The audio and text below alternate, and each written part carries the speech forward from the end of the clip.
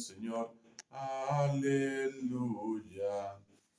Les doy un mandamiento nuevo, dice el Señor, que se amen unos a otros como yo los he amado. Aleluya al Señor. Aleluya. Aleluya al Señor.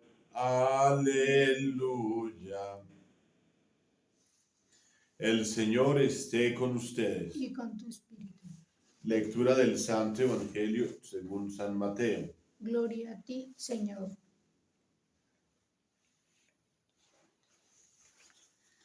En aquel tiempo dijo Jesús a sus discípulos: han oído que se dijo, amarás a tu prójimo y aborrecerás a tu enemigo. Pero yo les digo, amen a sus enemigos y recen por los que los persiguen, para que sean hijos de su Padre Celestial, que hace salir su sol sobre malos y buenos, y manda la lluvia a justos e injustos. Porque si aman a los que los aman, ¿qué premio tendrán? ¿No hacen lo mismo también los publicanos? Y si saludan solo a sus hermanos, ¿qué hacen de extraordinario? ¿No hacen lo mismo también los gentiles? Por tanto, sean perfectos como su Padre Celestial es perfecto. Palabra del Señor. Gloria a ti, Señor Jesús.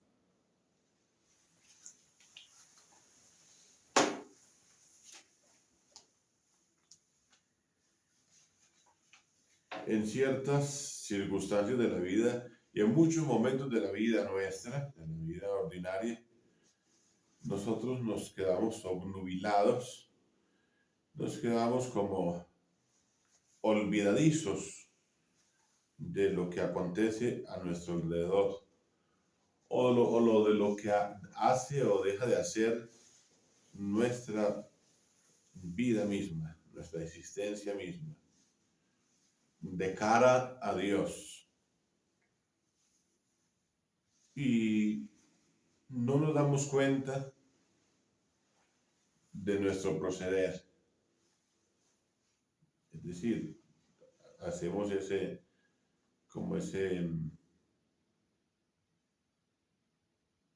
como algo que no nos interesa o que no nos deja concentrar, en las cosas de Dios.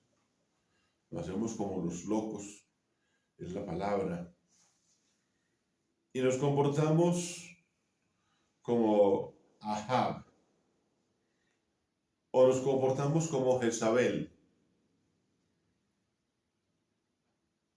Ahab, un hombre que ha sido elegido por el Señor, son ungidos por el Señor. Si no fueran ungidos por el Señor, no tendría razón que el profeta estuviera hablándole a esos reyes.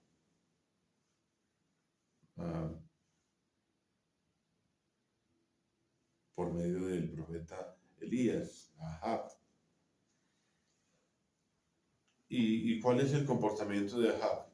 Él sabe la norma, él conoce la norma, él conoce los mandamientos, él conoce la historia, él conoce el pasado, él conoce los que han sido castigados, él conoce los pueblos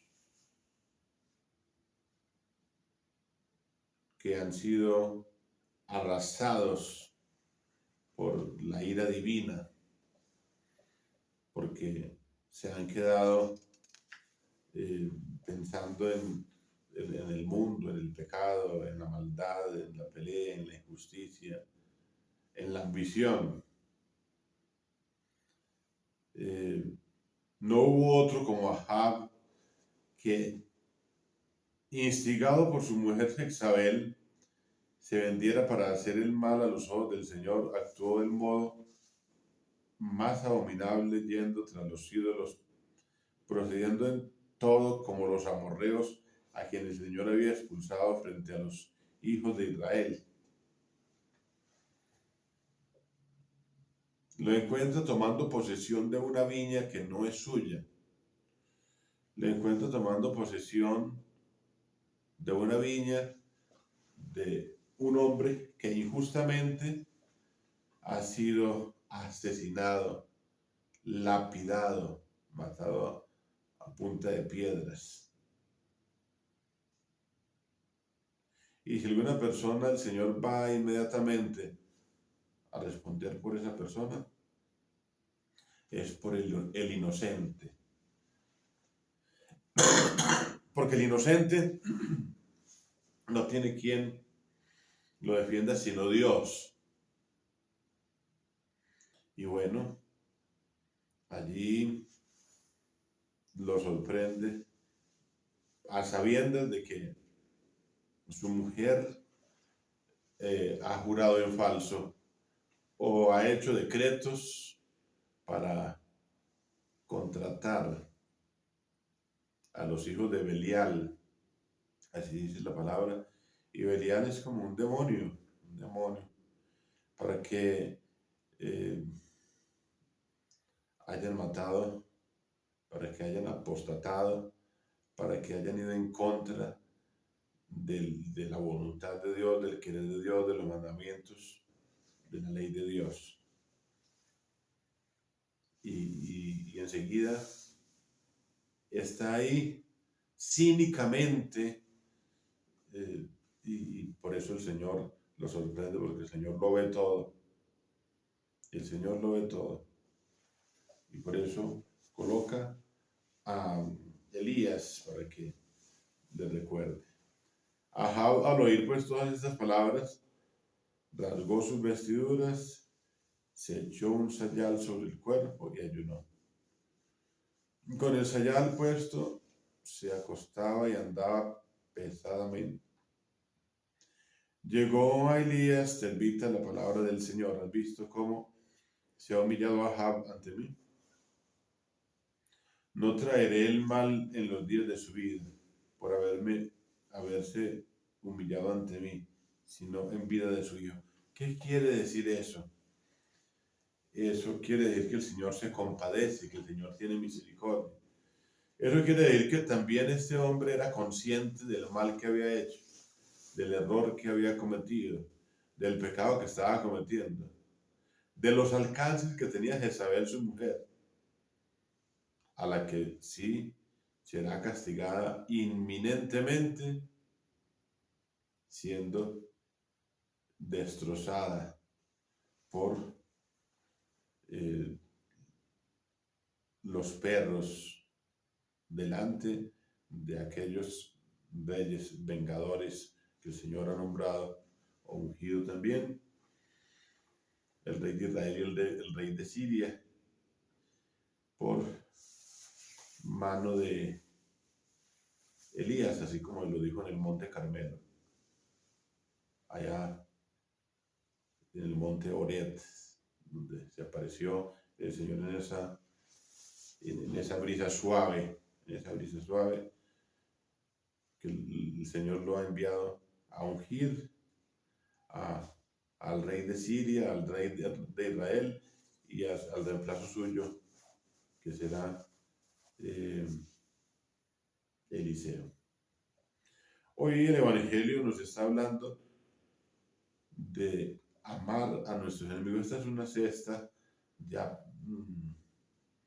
petición del Señor, o más bien una sexta plenitud del Señor Jesús, que está dando plenitud a la ley. Plenitud a la ley. No he venido a abolir la ley, sino a darle su plenitud. Ese es como la sexto momento en el que el Señor aumenta el peso de la ley. Han oído que se dijo: amarás a tu prójimo y aborrecerás a tu enemigo. Pero yo les digo: amen a sus enemigos y recen por los que los persiguen, para que sean hijos de su Padre Celestial, que hace salir el sol sobre malos y buenos y manda la lluvia a justos e injustos. Hemos dicho toda esta semana que el Señor no dice nada sin que Él lo esté viviendo también. Eso es coherencia. él va a vivir esto, ¿no? Cuando van a llevarlo, o cuando lo llevan a la cruz, cuando está crucificado, una de sus palabras principales, Padre, perdónales porque no saben lo que hacen. Padre, perdónales porque no saben lo que hacen. Está orando por sus enemigos. Llora sobre Jerusalén, que es esa ciudad que lo condena. Jerusalén, Jerusalén, que matas a los profetas. Está orando, está sufriendo por esos enemigos, los de su propio pueblo, los de su propia raza. Pero también está colocando lo del Padre Celestial.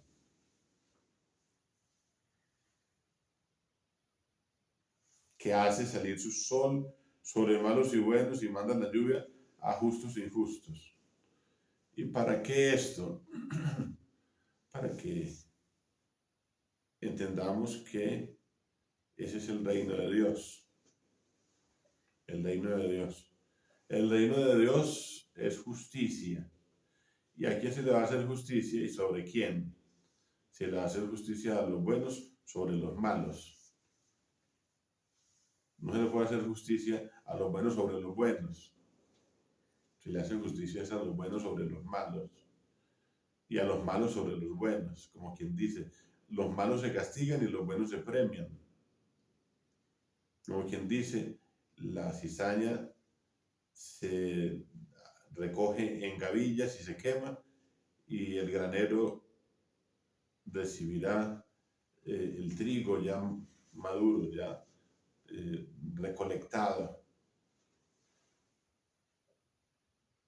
Si aman a los que los aman, ¿qué premio tendrán? ¿No hacen lo mismo también los publicanos? Si saludan solo a sus hermanos, ¿qué hacen de extraordinario? ¿No hacen lo mismo también los gentiles? Por tanto, sean perfectos como su Padre Celestial es perfecto. Esto es una exigencia muy grande para todos nosotros. Porque nosotros mismos estamos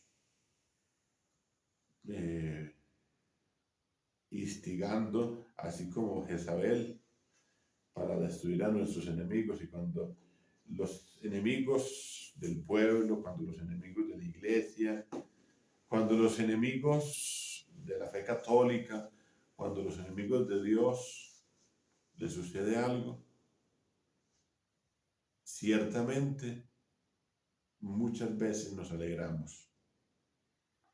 O como que decimos en ese ambiente coloquial, nos da como un respirito, que no debiera darnos ese respirito. Creo que teníamos que ser muy prudentes y muy sensatos y decir, Señor, tened piedad. Señor, no te acuerdes de sus pecados. Señor, ten misericordia de esa persona o de esas personas. Señor, tú te ofreciste por el perdón de los pecados y de los pecadores. Señor, tú viniste a este mundo a buscar lo que estaba perdido. Señor, tú viniste a este mundo para sanar a los enfermos, y estos eran enfermos. Ten misericordia hasta en este último momento en el que has tomado su vida de alguna manera. Entonces, amar a los enemigos es una cosa contradictoria para nosotros.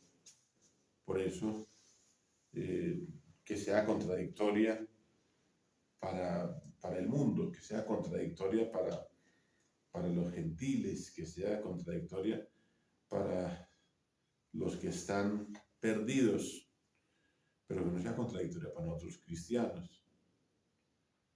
Para nosotros los cristianos, si ese es nuestro caballito de batalla, amar a los enemigos. Si seremos perseguidos, si los enemigos, yo pienso que el Señor está diciendo en ese sentido, los enemigos son los que nos van a dar la gloria. Los enemigos son los que nos van a crucificar. Los enemigos son los que nos van a coronar de gloria, son los que nos van a coronar de espinas, son los que nos van a llevar al bautismo de la sangre, o son los que nos van a rebajar nuestros pecados, porque el Señor los tiene ahí como para que nosotros hagamos penitencia, como para que nosotros lloremos y nos quejemos, como para que nosotros imploremos la misericordia de Dios.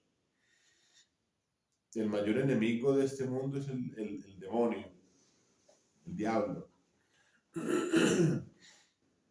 Y uno da testimonio de lo que Dios hace, Dios, ¿no? A través de tantas personas perseguidas y oprimidas por el diablo. ¿Cuántos han querido zafarse del diablo y se convierten? ¿Cuántos han cometido el error de buscar al maligno para hacer mal con la brujería, con la hechicería, con la superstición, con pactos diabólicos? Y cuando se han logrado zafar, le dan gracias a Dios y se santifican porque le habían vendido el alma al diablo y el Señor los rescató. Y el Señor los rescató porque sabían cuál sería el alcance y cuál sería el desenlace. Y el Señor les dio como una luz de esperanza en medio de la angustia, en medio de haber caído en manos del enemigo. Por eso nosotros no dispongamos de nuestros enemigos. El Señor es el que dispone de los enemigos.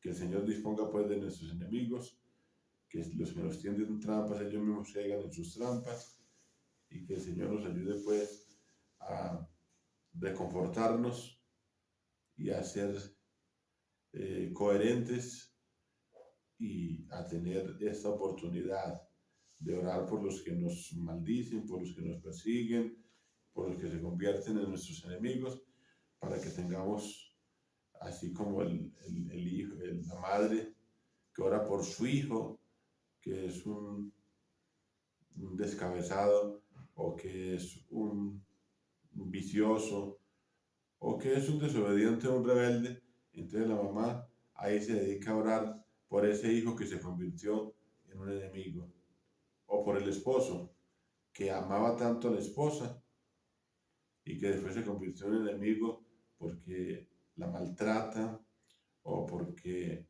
abusa de ella, o porque la esclaviza, en fin, que esos enemigos lleven a la santificación a muchos, no porque ellos sean dioses, no porque ellos tengan el poder de santificar, sino porque es Dios el que tiene el poder de santificar a través del dolor, a través del sufrimiento, a través de la persecución, a través del sufrimiento, a través de la tribulación que producen los enemigos.